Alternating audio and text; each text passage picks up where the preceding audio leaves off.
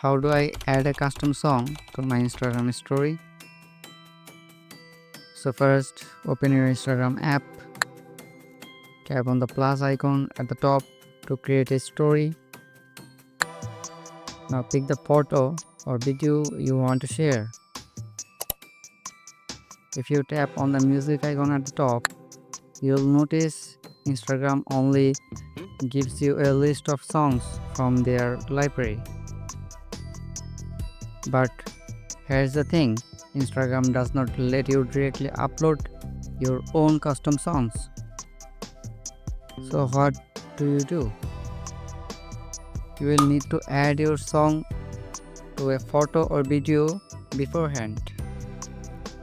For that, you can use an editing app like CapCut or any other video editor to attach your music.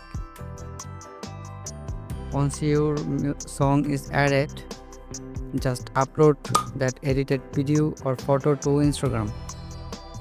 And that's it. Your story will play with your custom song in the background.